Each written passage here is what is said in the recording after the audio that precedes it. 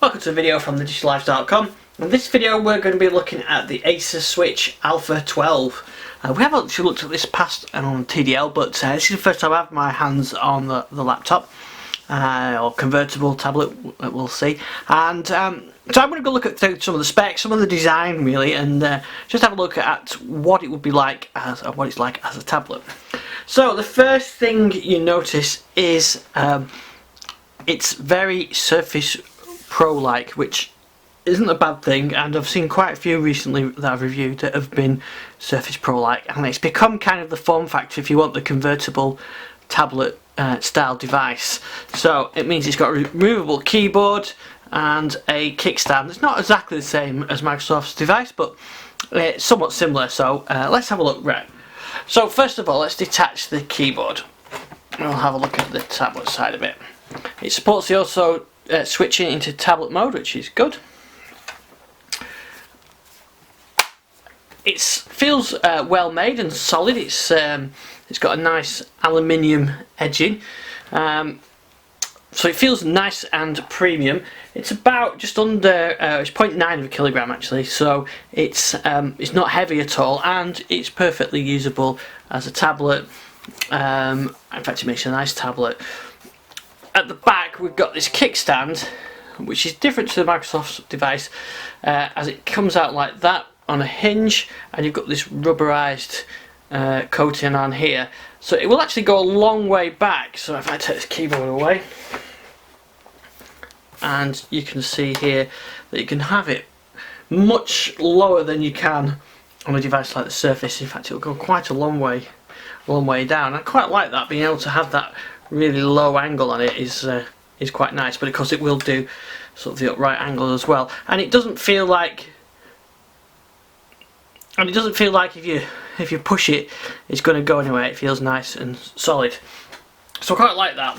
Then the keyboard, which again, like I said, looks very much like the Surface keyboard, has got a magnetic attachment, which is quite a strong magnet actually. It feels it, pull it in, then you can lift it under like that, and the keyboard is backlit on it. So the keyboard back has got this soft covering on it, which makes it quite nice when you close it up like that. And it's the soft covering on the top here, and then you've got space for the trackpad there. Right, let's have a look at the ports on it. So, and you can see here how it's not particularly thick. It's probably about the same, slightly thick, maybe slightly thicker than the Surface Pro 4, but not much in it. We've got the Windows key here, we've got volume rocker and power, and then over on the other, and a camera on the back. Now the other side here we've got headphones, USB 3.1, and that looks like USB-C, and power input on there. Under the kickstand there we've also got a micro SD card as well, so you can plug that in. So there's no HDMI on here that I've seen, but I guess you could use a USB-C version for that, or USB 3.1 even. So the screen's not too reflective. You can probably see the camera picking up the lights every now and again. I've reviewed some recently, been quite matte, and this isn't. This is quite reflective, but I actually like though. I think it looks nice, the reflective. It's nice and clear and bright. Good colour reproduction on there as well. So it supports 10-point multi-touch. It's nice and responsive, the screen. Pretty good for using it in tablet mode. It also comes with an active stylus pen, so let's have a look at that. So here's the pen. It feels quite nice actually. It's different to the other pens I've used. It feels more like an actual pen, and this is going to work well with OneNote or any of the drawing applications. In fact, Windows inking, something like that is going to work really nice on here. It supports multiple levels of pressure sensitivity. As you can see, I can draw lightly or firmly. Actually, it moves quite nicely along here, quite well actually. It doesn't stick as you're moving the pen around. So for pen work, that's really quite good actually. I actually think this is quite a good alternative to the Surface Pro pen. Well, I like that. I don't know, it's got other buttons. Let's check. I don't think there's an eraser on there. There is so it's two buttons on there. One is the eraser and one is like the select right click. So you've got two buttons and a pen, and I quite like that, and slots quite neatly into the side there, which is a nice little pen. So I like that's certainly pretty good. So performance wise, it's an i3 processor with 4GB of RAM, so it's not a powerhouse, but it's certainly snappy enough for moving between apps and opening tabs and that kind of thing. So it's going to be reasonable for browsing, Excel, Word, whatever. An i3 processor, you can do some video editing on there, you know, it's just going to take longer to render. So it's actually quite a fast device. Without having an SSD drive on there, that always, to me, makes it feel more snappy when you're using it than if you've got a spinning hard drive. It's always a bottleneck, a slow spinning hard drive on there. And this one has got 128GB SSD on there.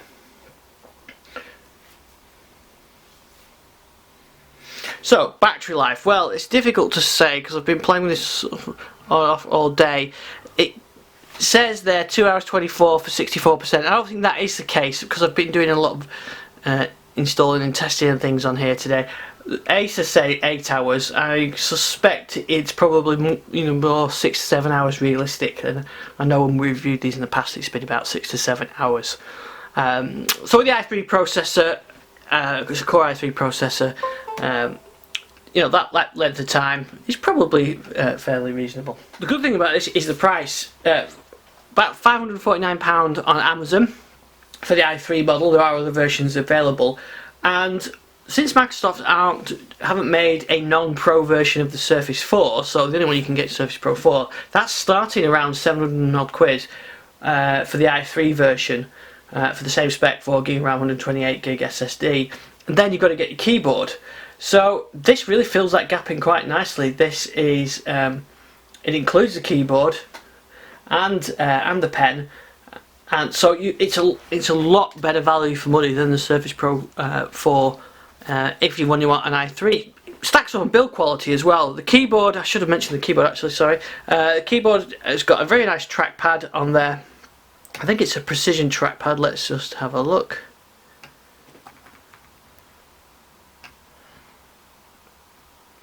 Yep, it's a precision trackpad, which means it's natively supported by Windows as a precision trackpad. And I found these work the best, so it's virtually identical to something like Surface Pro 4. And that supports multi-touch, as you can see from here. You can have 2 fingers, 3 fingers gestures on there as well.